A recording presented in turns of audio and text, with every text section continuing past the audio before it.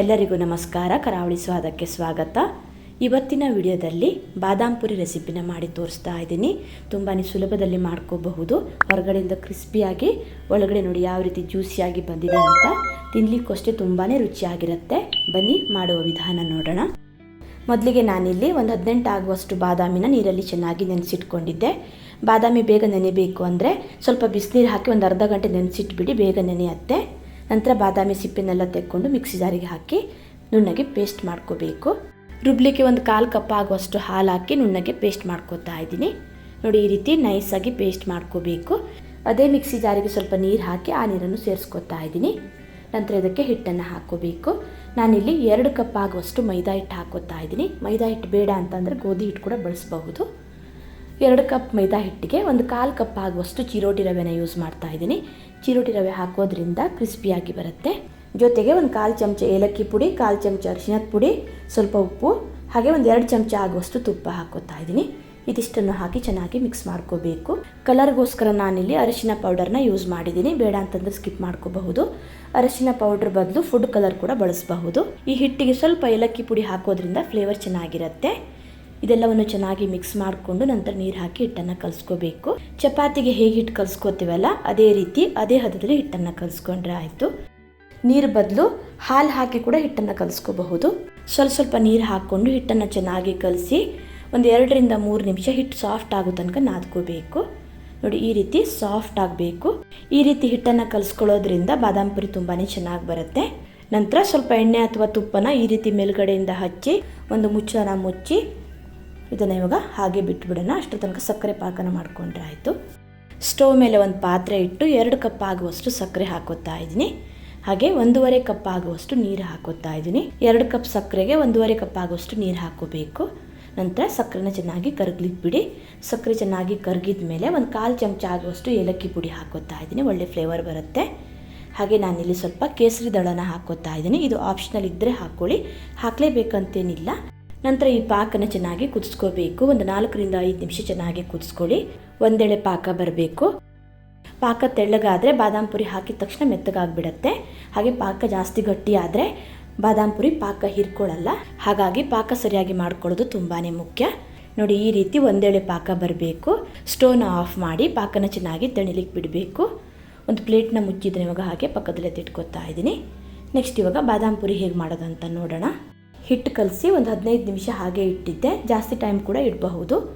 ಈ ಕಲಸಿರೋ ಹಿಟ್ಟನ್ನು ಮತ್ತೆ ಒಂದ್ಸಲ ಚೆನ್ನಾಗಿ ನಾದ್ಕೋತಾ ಇದ್ದೀನಿ. ನೋಡಿ, ಈ ರೀತಿ ಸಾಫ್ಟಾಗಿ ಹಿಟ್ಟನ್ನು ರೆಡಿ ಮಾಡ್ಕೊಳ್ಳೋದ್ರಿಂದ ಬಾದಾಮ್ ಪುರಿ ತುಂಬಾ ಚೆನ್ನಾಗಿ ಬರುತ್ತೆ. ನಂತರ ಈ ಹಿಟ್ಟನ್ನು ಚಿಕ್ಕ ಚಿಕ್ಕ ಉಂಡೆಗಳಾಗಿ ಮಾಡಿ ಲಟ್ಸ್ಕೋಬೇಕು. ನೋಡಿ, ಎಲ್ಲವನ್ನು ಈ ರೀತಿ ಉಂಡೆ ಮಾಡಿಟ್ಕೊಂಡಿದ್ದೀನಿ. ಹೀಗೆ ಮಾಡ್ಕೊಳ್ಳೋದ್ರಿಂದ ಬೇಗ ಆಗೋದಲ್ಲದೆ ಎಲ್ಲ ಬಾದಾಮ್ ಪುರಿ ಒಂದೇ ಸೈಜಲ್ಲಿರುತ್ತೆ. ನಂತರ ಒಂದೊಂದೇ ಉಂಡೆನ ತಗೊಂಡು ಲಟ್ಸ್ಕೊಂಡ್ರೆ ಆಯಿತು. ಲಟ್ಸ್ಕೊಳ್ಳಿಕ್ಕೆ ಸ್ವಲ್ಪ ಮೈದಾ ಹಿಟ್ಟು ಹಾಕೋತಾ ಇದ್ದೀನಿ.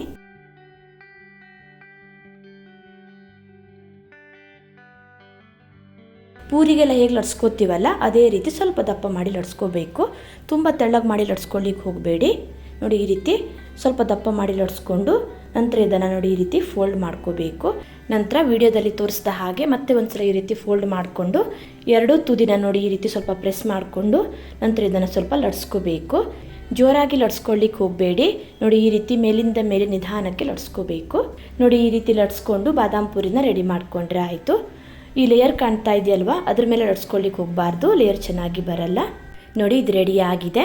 ಇದೇ ರೀತಿ ಸ್ವಲ್ಪ ರೆಡಿ ಮಾಡಿಕೊಂಡು ಎಣ್ಣೆಲಿ ಫ್ರೈ ಮಾಡಿಕೊಂಡ್ರೆ ಆಯಿತು. ಎಣ್ಣೆ ಮೀಡಿಯಮ್ ಆಗಿ ಕಾದಿರಬೇಕು. ಜಾಸ್ತಿ ಕಾದಿದ್ರೆ ಹಾಕಿದ ತಕ್ಷಣ ಕಪ್ಪಗಾಗ್ಬಿಡತ್ತೆ.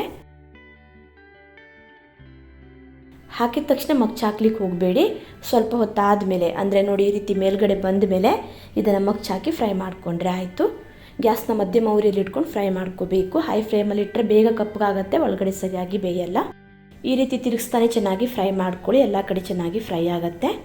ಬಬಲ್ಸ್ ಎಲ್ಲ ಸ್ವಲ್ಪ ಕಡಿಮೆಯಾಗಿ ಕ್ರಿಸ್ಪಿಯಾಗಿ ಹೊಂಬಣ್ಣ ಬರೋ ತನಕ ಚೆನ್ನಾಗಿ ಫ್ರೈ ಮಾಡಿಕೊಂಡು ಎಣ್ಣೆಯಿಂದ ತೆಗೆದ್ರೆ ಆಯಿತು. ನೋಡಿ, ಎಷ್ಟು ಚೆನ್ನಾಗಿ ಬಂದಿದೆ ಅಂತ. ನಾನು ಇದಕ್ಕೆ ಸೋಡಾ ಏನೂ ಹಾಕಿಲ್ಲ, ಎಷ್ಟು ಚೆನ್ನಾಗಿ ಉಬ್ಬಿ ಬಂದಿದೆ ನೋಡಿ. ಈ ರೀತಿ ತುಂಬಾ ಈಸಿಯಾಗಿ ನಾವು ಬಾದಾಮ್ ಪುರಿನ ಮಾಡ್ಕೋಬಹುದು. ನೋಡಿ, ಲೇಯರ್ಸ್ ಕೂಡ ನೋಡಿ ಎಷ್ಟು ಚೆನ್ನಾಗಿ ಬಂದಿದೆ ಅಂತ. ಇದೇ ರೀತಿ ಎಲ್ಲವನ್ನು ಫ್ರೈ ಮಾಡ್ಕೊಂಡು ಒಂದು ಸ್ಟ್ರೈನರ್ಗೆ ಹಾಕ್ಕೊಂಡಿದ್ದೀನಿ. ನಂತರ ಇದನ್ನು ಸಕ್ಕರೆ ಪಾಕಕ್ಕೆ ಹಾಕ್ಕೊಂಡ್ರೆ ಆಯಿತು. ನೋಡಿ, ಎಷ್ಟು ಚೆನ್ನಾಗಿ ಉಬ್ಬಿ ಬಂದಿದೆ ಅಲ್ವಾ. ಲೇಯರ್ಸ್ ಕೂಡ ತುಂಬಾ ಚೆನ್ನಾಗಿ ಬಂದಿದೆ. ತುಂಬ ಬಿಸಿ ಇರೋ ಪಾಕಕ್ಕೆ ಈ ಬಾದಾಮ್ ಪುರಿನ ಹಾಕ್ಕೊಳ್ಳಿಕ್ಕೆ ಹೋಗಬೇಡಿ. ಬಾದಾಮ್ ಪುರಿ ಬೇಗ ಮೆತ್ತಗಾಗತ್ತೆ, ಗರಿಗರಿ ಆಗಿರಲ್ಲ. ನೋಡಿ, ಈ ರೀತಿ ಸಕ್ಕರೆ ಪಾಕದಲ್ಲಿ ಚೆನ್ನಾಗಿ ಮುಳುಗಿಸಬೇಕು. ಬಾದಾಮ್ ಪುರಿ ಸಕ್ಕರೆ ಪಾಕನ ಚೆನ್ನಾಗಿ ಹೀರ್ಕೋಬೇಕು. ಇನ್ನೊಂದು ಬ್ಯಾಚಲ್ಲಿ ಫ್ರೈ ಮಾಡ್ಕೊಳ್ಳುವಷ್ಟರಲ್ಲಿ ಇದು ಸಕ್ಕರೆ ಪಾಕನ ಚೆನ್ನಾಗಿ ಹೀರ್ಕೊಳ್ಳುತ್ತೆ. ನೋಡಿ, ಈ ರೀತಿ ಸಕ್ಕರೆ ಪಾಕ ಚೆನ್ನಾಗಿ ಹೀರ್ಕೊಳ್ಳೋದ್ರಿಂದ ಬಾದಾಮ್ ಪುರಿ ಒಳ್ಳೆ ಜ್ಯೂಸಿಯಾಗಿ ಬರುತ್ತೆ, ತಿನ್ನಲಿಕ್ಕೂ ಅಷ್ಟು ತುಂಬಾ ಚೆನ್ನಾಗಿರುತ್ತೆ. ನೋಡಿ, ಈ ರೀತಿ ಸಕ್ಕರೆ ಪಾಕನೆಲ್ಲ ಹೀರ್ಕೊಂಡ್ಮೇಲೆ ಈ ಬಾದಾಮ್ ಪುರಿನೆಲ್ಲ ತೆಗೆದು ಒಂದು ಸ್ಟ್ರೇನರ್ಗೆ ಅಥವಾ ಜರಡಿಗೆ ಹಾಕಿಟ್ಕೋಬೇಕು. ಸ್ಟ್ರೇನರ್ ಕೆಳಗಡೆ ಒಂದು ಪ್ಲೇಟ್ನ ಇಟ್ಟು ಸ್ಟ್ರೇನರ್ಗೆ ಇದನ್ನು ಹಾಕೋತಾ ಇದ್ದೀನಿ. ಹೀಗೆ ಇಡೋದ್ರಿಂದ ಸಕ್ಕರೆ ಪಾಕ ಚೆನ್ನಾಗಿ ಇಳಿದು ಹೋಗುತ್ತೆ. ನೋಡಿ, ಬಾದಾಮ್ ಪುರಿ ರೆಡಿ ಆಗಿದೆ. ಮೇಲ್ಗಡೆಯಿಂದ ಸ್ವಲ್ಪ ಒಣ ಕೊಬ್ಬರಿ ತುರಿನ ಹಾಕಿ ಗಾರ್ನಿಷ್ ಮಾಡ್ಕೋತಾ ಇದ್ದೀನಿ. ನೋಡಿ ಎಷ್ಟು ಚೆನ್ನಾಗಿ ಬಂದಿದೆ ಅಂತ. ನೋಡಿ, ಒಳಗಡೆ ಲೇಯರ್ಸ್ ಎಲ್ಲ ಎಷ್ಟು ಚೆನ್ನಾಗಿ ಬಂದಿದೆ ಅಂತ. ಸಕ್ಕರೆ ಪಾಕನೂ ಅಷ್ಟೇ ಚೆನ್ನಾಗಿ ಹೀರ್ಕೊಂಡಿದೆ. ವಿಡಿಯೋ ಇಷ್ಟ ಆದರೆ ಲೈಕ್, ಶೇರ್, ಕಮೆಂಟ್ ಮಾಡೋದನ್ನು ಮರಿಬೇಡಿ. ಮತ್ತೆ ಸಿಗ್ತೀನಿ ಹೊಸ ವಿಡಿಯೋ ಒಂದಿಗೆ. ಧನ್ಯವಾದಗಳು.